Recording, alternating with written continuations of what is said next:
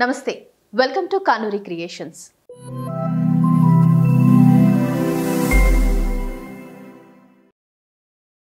ఇవాళ మనతో పాటు ఉన్నారు మోటివేషనల్ స్పీకర్ చంద్రశేఖర్ గరిమెల్ల గారు. మాట్లాడదాం. నమస్తే అండి. నమస్కారం అండి. సో అంటే చంద్రశేఖర్ గారు, మామూలుగా ఇప్పుడు ఒక మనిషి ఎదుగుదలకి వ్యక్తిత్వం ఎలా తోడ్పడుతుంది అంటారు? అంటే మీరు అంటున్నారు మనం బ్రాడ్ మైండెడ్గా ఉండాలని. అది ఎంతవరకు తనకి ప్లస్ పాయింట్ అంటుంది? అంటే లోపట ఒకలాగా ఉండి బయట మనం చూపించే ఏదైతే బిహేవియర్ ఉంటుందో అది ఒకటి కరెక్ట్గా ఉంటే సరిపోతుందంటారా? లేకపోతే తను లోపట ఎలా ఉన్నాడో పైన బిహేవ్ చేయడం కూడా అలాగే ఉండాలి అంటారా? దీనికి మెయిన్ కావాల్సింది మనిషికి మెచ్యూరిటీ. లోపల ఒకటి పైన ఒకటి ప్రదర్శించడం కరెక్ట్ కాదు. లోపల ఒకటి పైన ప్రదర్శిస్తే ఆటోమేటిక్గా అతను తెలిసిపోతాడు మనిషి.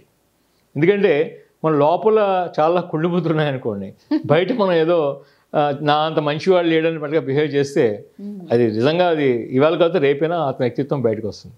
అలా కాకుండా ముందు మనం నేర్చుకోవాల్సిన సమభావం. అందరి ఎడల మనకు సమభావం ఉండాలి, ఈక్వాలిటీ. అంటే మనకి ఈరోజు సమాజంలో చూస్తున్నాం మనం, పూర్వం కన్నా కూడా ఇప్పుడు మహిళలు అన్ని రంగాల్లో కూడా చాలా అత్యున్నత స్థాయిలో ఉంటున్నారు. ఒకప్పుడు ఆడవాళ్ళతో ఉద్యోగం చేసే ఆడవాళ్ళతో వేరే రకమైన థింకింగ్ ఉండేది. ఇప్పుడు అలాంటి థింకింగ్ ఉంటే ఎవరు యాక్సెప్ట్ చేయరు. సో అంటే అర్థం ఏంటంటే సమానత్వం బాగా పెరిగింది. ఇలాగే మన ప్రతి ఒక్క వ్యక్తి దృష్టిలో కూడా సమానత్వం ఉండాలి. అంటే ఒక ఆడవాళ్ళతో మాట్లాడాలన్నా, లేదా మన ఒక బాస్తో మాట్లాడాలన్నా, లేదా ఒక కలీగ్తో మాట్లాడాలన్నా ఒక మెచ్యూర్డ్గా మనం మాట్లాడాలి. అంతే తప్ప వాళ్ళని హర్ట్ చేసేలాగా, లేకపోతే వాళ్ళని ఏదో ఒక మనం దిగజార్చేలాగా మాట్లాడకూడదు మనం. అదొకటి. తర్వాత లోపల మనకి ఉన్నతమైన వ్యక్తిత్వం ఎలా వస్తుందంటే ముందు మంచి బుక్స్, మంచి కుటుంబ వాతావరణం, మంచి పాజిటివ్ యాటిట్యూడ్. ఇంతకుముందు నేను చెప్పినట్టుగా మెంటల్లీ ఫిట్. ఫస్ట్ మనం మెంటల్లీ ఫిట్, తర్వాత ఫిజికల్లీ ఫిట్నెస్. ఈ మెంటల్లీ ఫిట్నెస్ ఉండడం వల్ల ఏమవుతుందంటే మనిషికి పాజిటివ్ యాటిట్యూడ్ డెవలప్ అవుతుంది.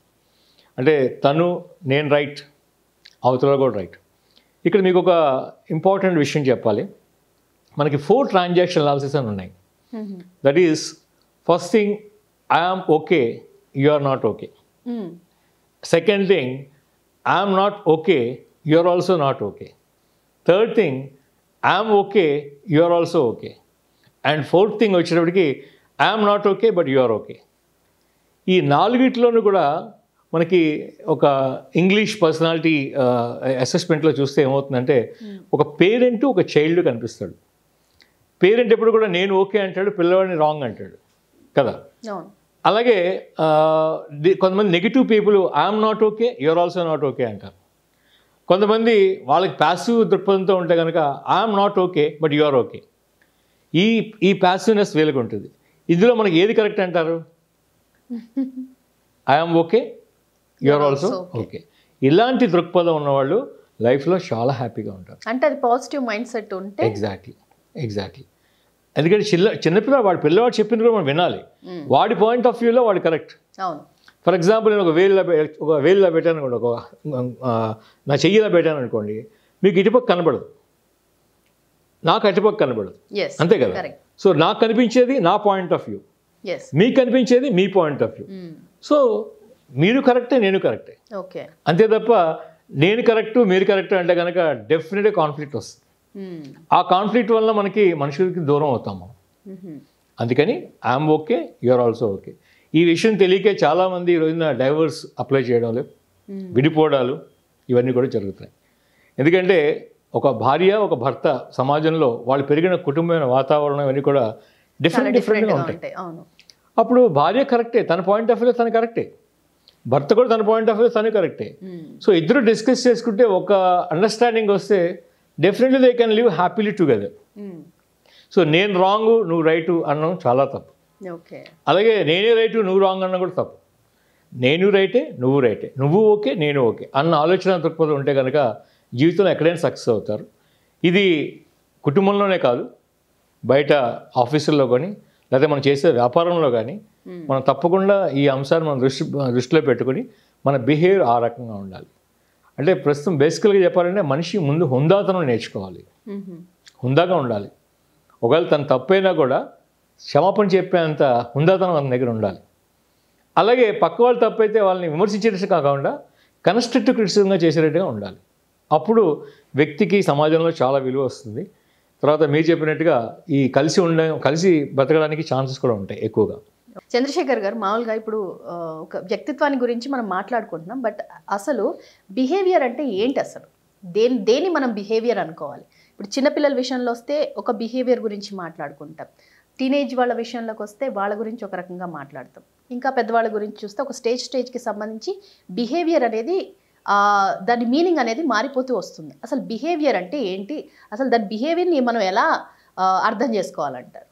బిహేవియర్ అంటే ఫస్ట్ మనం అర్థం చేసుకోవడం, ఇతరులను అర్థం చేసుకోవడం. ఇతరుల్ని అర్థం చేసుకొని మనకు ఒక సామెత ఉంది, నొప్పింపక తానొవ్వక తప్పించుకు తిరుగువాడు ధన్యుడు సుమతి. ఇది కరెక్ట్గా చెప్పాలంటే. సో మనం ఎవరిని నొప్పించకూడదు, అలాగని మనం కూడా ఏదో నవ్వకూడదు, అంటే మనం ఒక గ్రేట్ ఫీల్ అవ్వకూడదు, మనం ఒక గర్వంగా ఫీల్ అవ్వకూడదు. కానీ తప్పించి తిరిగివాడు ధన్యుడు సుమతి. మనం ఎక్కడెక్కడ డిప్లొమాటిక్గా ఉండాలి, ఎక్కడెక్కడ బోల్డ్గా ఉండాలి, ఇలా ఉండేదే బిహేవియర్ అంటే. బేసికల్గా ఫర్ ఎగ్జాంపుల్ మనం చూస్తాం, ఎవరైనా విమర్శిస్తే ఇష్టపడతారంటారా? Definitely not. అది ఎందుకంటే వాళ్ళకి అది నచ్చదు. అలానే పొగిడినా కూడా కొంతమంది నచ్చదు. అందుకని మనం బ్యాలెన్స్డ్ అప్రోచ్ తోటి ఉన్నది ఉన్నట్టుగా కాకుండా అట్లీస్ట్ ఒక దీన్ని ఏమంటామంటే మన ఇంగ్లీష్లో అసెర్టివ్నెస్ అంటాం. అసెర్టివ్నెస్, ఈ అసెర్టివ్నెస్ చాలా అవసరం ప్రతి వాడికి కూడా. అంటే ఉన్నది ఉన్నట్టుగా చెప్తూనే పక్క వాళ్ళు హర్ట్ అవ్వకుండా మనం మాట్లాడమే అసెర్టివ్నెస్. ఆ రకమైన బిహేవియర్ ఉన్న వాళ్ళు మాత్రమే సమాజంలో యాక్సెప్ట్ చేయబడతారు. బిహేవియర్ అంటే పక్క వాళ్ళని అర్థం చేసుకోవడం, వాళ్ళకి తగ్గట్టుగా మనం మలుచుకోవడం, మన చర్యలు ఆ పక్క వాళ్ళకి అనుకూలంగా చేస్తున్నట్టుగా ఉండడమే బిహేవియర్ అంటే. ఫర్ ఎగ్జాంపుల్ ఒక బాస్ ఉన్నాడు, సుపీరియర్ ఆయన దగ్గర మనం సబార్డినేట్గా పనిచేస్తున్నాం. ఆయన ఏం ఎక్స్పెక్ట్ చేస్తాడు మన దగ్గర నుంచి? డెఫినెట్గా గౌరవం, ఫస్ట్ రెస్పెక్ట్. ఈ కమాండ్స్ రెస్పెక్ట్. ఆ రెస్పెక్ట్ మనం చూపించాలి. ఆయన మనకు అవకాశం ఇచ్చాడు అని చెప్పి మనం పక్కలో కూర్చొని ఆయన దగ్గర కూర్చునిపోయి ఆయనతో క్లోజ్గా మూవ్ అయిపోయి ఆయనకి ఏదో మనం సలహా చెప్తున్నట్టుగా ఉండకూడదు. సలహా చెప్తున్నా కూడా excuse me, may tell this suggestion sir, may give this suggestion sir, like that you can give with assertiveness, you can talk in an assertive manner. అప్పుడు ఆయనకు కూడా అర్థమవుతుంది, ఓహో ఇతను చెప్దాం అనుకున్నది ఇలా చెప్దాం అనుకున్నది అని చెప్పి ఒక ఆలోచన వచ్చి తను ఆ సజెషన్ తీసుకోవచ్చు కూడా. సో అలాంటి బిహేవియర్ని మాత్రమే యాక్సెప్ట్ చేస్తారు సమాజంలో. కానీ మనం ఎంత పొలైట్గా ఉండగలిగితే అంత మంచిది. అంటే ఎంత ఎక్కడ తగ్గాలో ఎక్కడ నెగ్గాలో, మనం కొన్ని డైలాగ్ కూడా విన్నాం, మనం ఎక్కడ తగ్గాలి ఎక్కడ నెగ్గాలి, అదే విషయం మనం అప్లై చేసుకోవాలి. అలాగే పిల్లల విషయంలో కూడా మనం వాళ్ళకి అర్థమయ్యే రీతిలో మనం చెప్పగలగాలి. పెద్దవాళ్ళ దగ్గర మనం వినయంగా ఉండి వాళ్ళ దగ్గర నేర్చుకోవడానికి ట్రై చేయాలి. నాకు తెలిసి నేను చెప్పిన సింపుల్ ఫార్ములా ఏంటంటే, చిన్నపిల్లలు మనకన్నా చిన్నవాళ్ళు అయితే కనుక ప్రేమించు, మనకన్నా పెద్దవాళ్ళు అయితే కనుక గౌరవించు. ఈ రెండు మనం అడాప్ట్ చేసుకుంటే, అంటే ప్రేమించు గౌరవించు అన్న మన ఫార్ములా పెట్టుకుంటే కనుక మన సమాజంలో ఎలాంటి ప్రాబ్లం ఉండదు. అందరూ కూడా మనల్ని యాక్సెప్ట్ చేస్తారు, మనం కూడా నలుగురితో హాయిగా జెల్ అయిపోతాం, మనకు ఒక రకమైన గుర్తింపు వస్తుంది, తర్వాత మనకు ఒక రకమైన విలువ కూడా పెరుగుతుంది సమాజంలో. అది. ఓకే, థ్యాంక్ యూ అండి. Thank you so much Chandrashekar గారు. థ్యాంక్ యూ అండి.